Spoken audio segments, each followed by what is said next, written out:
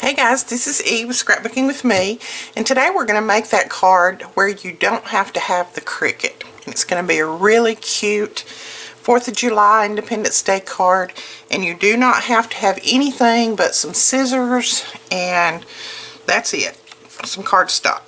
We're going to use the other half of that silvery white cardstock like we used yesterday, and I have just got this cut at 4 1/4 by 11, and then we're just going to score it in the middle to make a 4 1/4 by 5 1/2 card. If I can find my scoring tool, there we go. So we're going to score it at 5 1/2.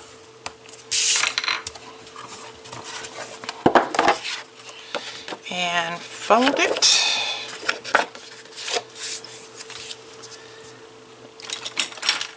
I've got to clean my desk off today. Y'all don't let me forget. Oh, my desk is a mess. Alright, and then you have two pieces of cardstock. This one is cut at 4 1/4 by 5 1/2. This one is cut at 4 by 5 1/4. 4 by 5 1/4. So they're going to mat just like that. But what we're going to do first, I'm going to flip this back, because we're going to take this one, we're going to take our Tim Holtz ruler. You know how I swear by this Tim Holtz ruler. I don't think I could craft without it. I feel like I couldn't anyway. And we're going to, first I'm just going to use my pencil.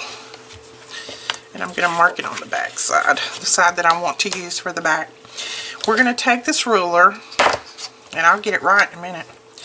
We're going to put this black mark right here, and I'm going to zoom in just a tiny bit so you can see, and I'll try to move it.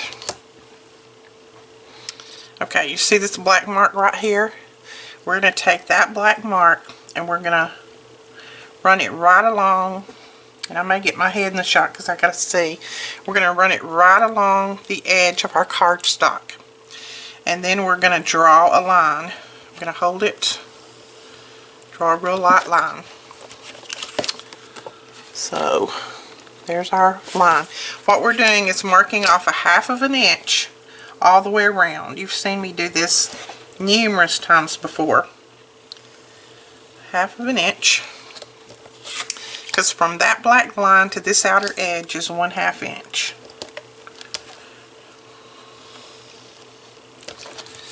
Okay.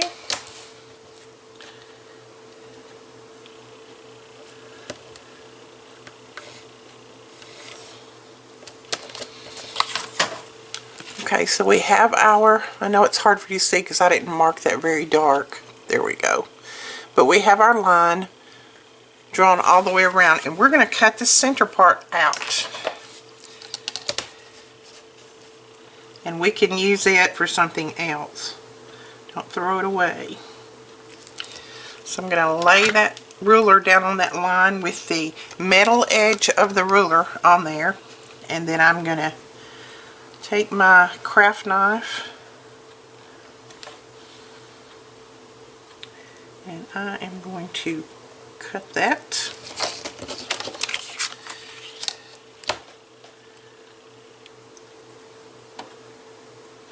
Okay. There we go.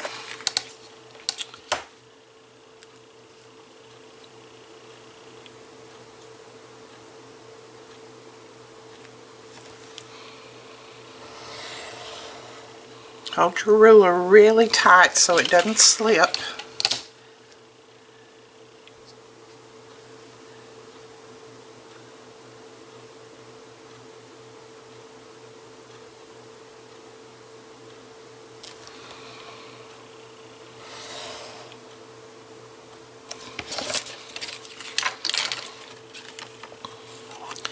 So there we go, we've got that cut out, and we'll save this piece for something else.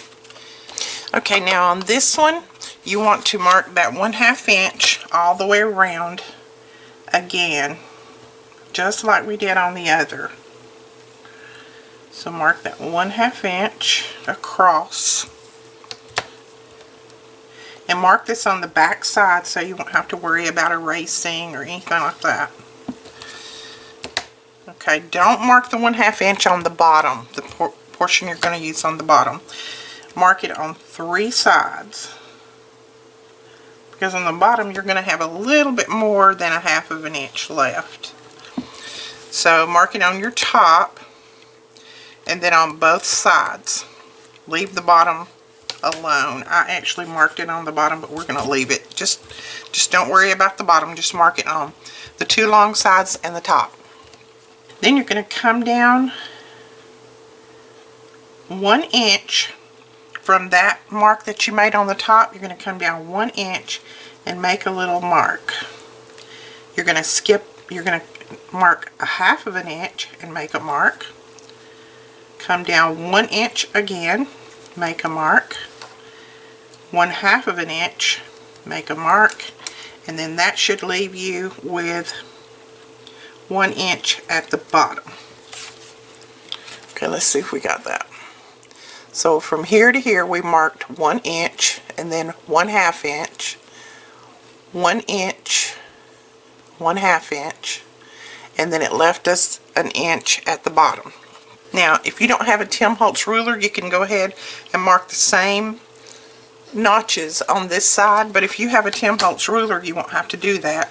Just line one of your marks up on the side. You can either line the edge of your ruler up on the side or line one of your black marks up on the side where it's good and straight, so that you know you'll be drawing this line straight.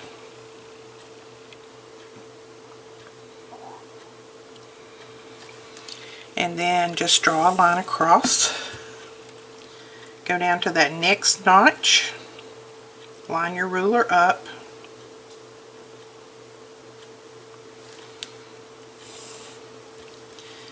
And the next notch.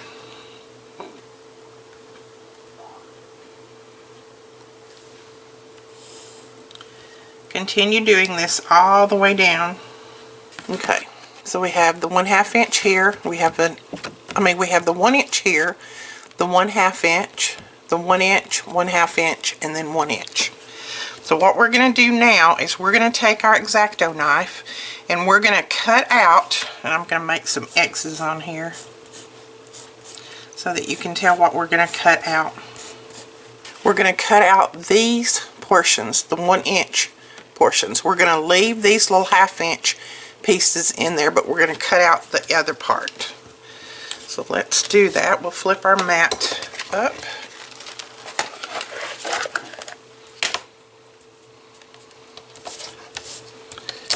And let's put our ruler. I think I'm going to go across first. So put our middle edge of our ruler right on that mark, as straight as we possibly can. And I always check the side of my ruler for a mark to make sure that it looks straight. And cut there. And then we will cut this one, lining that up on the edge so that we know we've got it straight. You're going to cut from that side. So you're going to cut from this side mark that you made right here, the side line, on both of them. So what we're doing is we're going to take this out. So I'll go ahead and cut that one out so that we can see what we're doing here.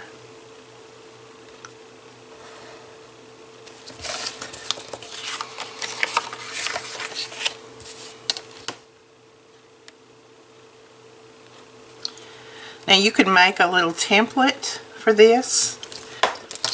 Once you get one of these cut out, just save it for your template or draw you another one off, and then you can just lay that template on top and draw these out, and you've got it done each time. You don't have to do all this measuring the second time. I love to save my templates. Okay, go down to your next one. So there you are. We have that cut out. Now, like I said, make one of these. Just take this and put it on a piece of white paper or something and make you a template so that you can use this each time and you don't have to remeasure all of this. Put this down, just evening it up. You should have just a little bit of a border all the way around.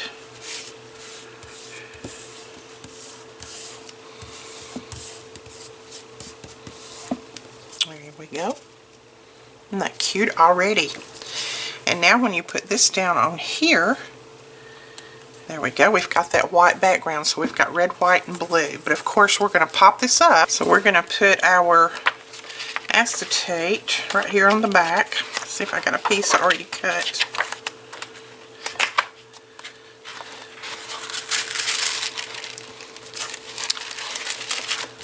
There's one. That one's already cut, so let's cut a piece out. And I don't do this rocket science way either.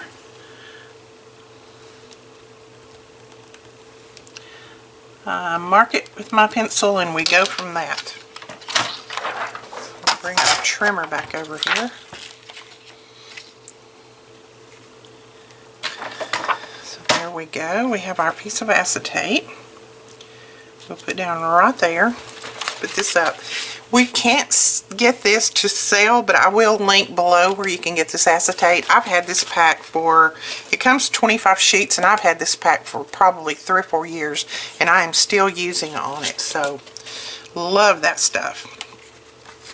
Okay, let's run a little bit of adhesive around the edge of this, right at the very, very edge, so we can stick this down. So there is our acetate on, and now we're ready to put our dimensional tape on the back, and we will be ready to make this shaker card. Our tape there, and now we're going to go ahead and put our sequins in here, and I have some white ones that we'll put here. I have a few, let's see what color this is. This is the red ones, so we'll put those here. I don't have as many red ones, so what I'm going to do is I'm going to add in a few of these iridescent. There's a gold in there, although we're going to leave it. I'm going to add in a few of those iridescent ones in there to kind of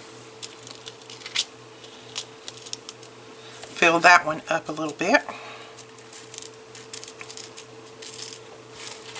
And then I think these are the blue ones.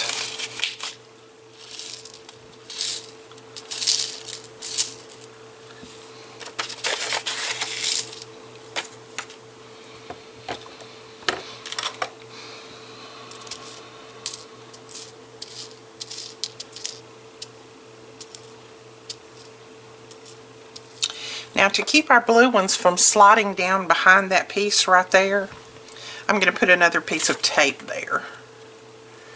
We don't want them to slide down there and get lost so that we can't see them. So I'm just going to cut a piece of this that I folded a moment ago and go ahead and put it down right at the edge of that, and that way they won't get lost down in there because we want them to show from the outside. There, that will work. And let's see, I may need a few more in that bottom, so we'll just use some iridescent. They will reflect that blue. There we go.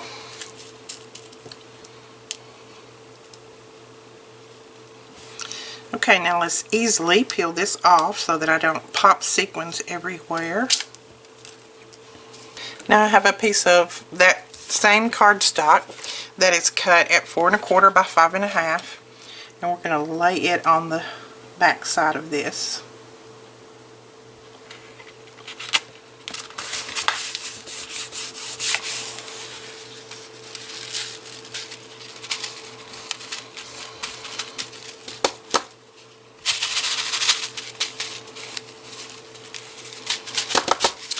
And if your paper sticks out a little bit, if you didn't get it exactly straight, don't worry about it. Just trim it off. Use your scissors at an angle like this and just trim that part off. It's not a biggie. A lot of times I don't put my paper down exactly straight. That is just to keep our sequins in there anyway, so nobody's going to see that. So just trim it off. There is your red, white, and blue sequin shaker card. Isn't that cute? Red, white, and blue. And then we're going to put it down on our card base.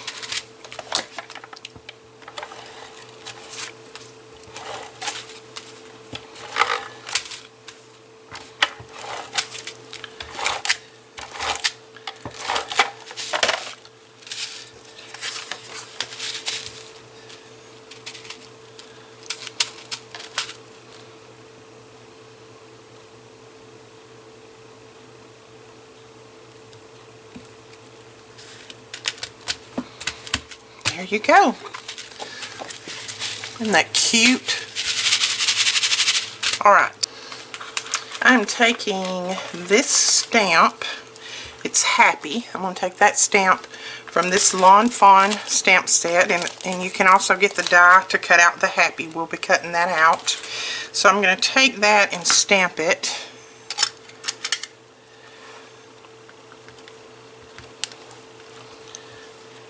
And I am using my Misty, just in case I need to stamp over it again. Nope, that looks pretty good. So we'll do that Happy. That is VersaFine ink. We do have that in the shop as well. And now we're going to cut this out, and I think I'm going to cut that Happy out a couple of times so that it'll have a little bit of dimension on it. So we're going to put that right over there. Just going to use a little bit of this is our Post-it note tape. Put that on top so that it'll cut well. Bring in my Big Shot. I'm going to use my magnetic plate. Put that down. Put my cutting plate down. And then put this big long thing on there.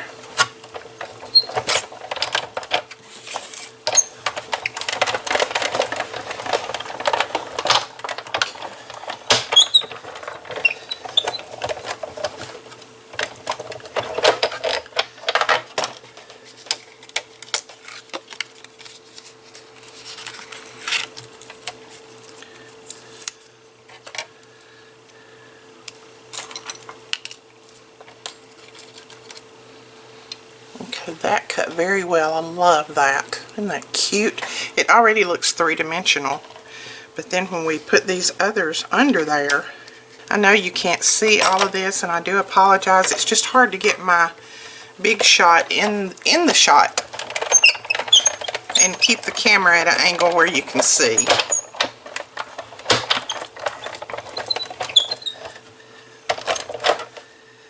You know, we did this on a video, I think last week or week before, where we pop these up. Okay, there we go. And I think one more might do it. So we'll put one more.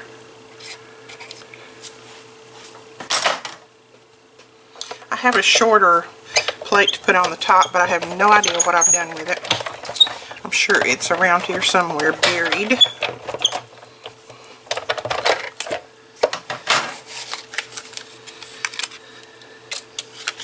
Okay, that should work. Like I said, that is the Lawn Fawn, and it is called, I think, Happy, Happy, Happy. Yes, Happy, Happy, Happy, and then the die you can get as well. I love this one. So we're going to take these and glue them together. You see, that gives that three-dimensional look. I like that.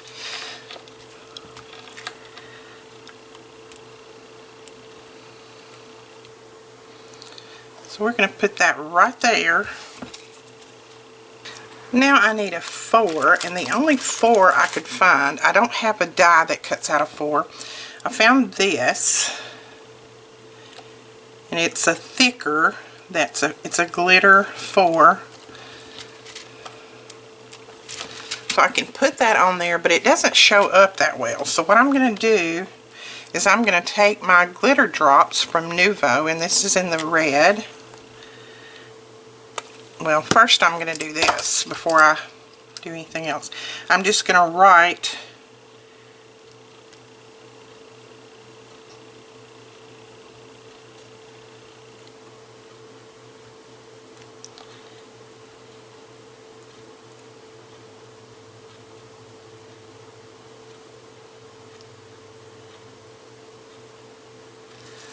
okay. So I just wrote the TH on there, and now I'm going to take my red glitter drops and I'm going to cover this 4. Some of the blue will still show through, but yet it'll show up a lot better on my card. And once it dries, it'll be fine to send through the mail, or just to put in an envelope, whatever you want to do with it.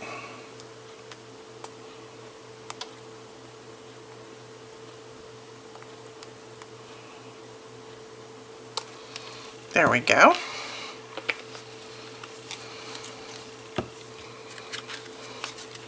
That's cute. Now, I like that.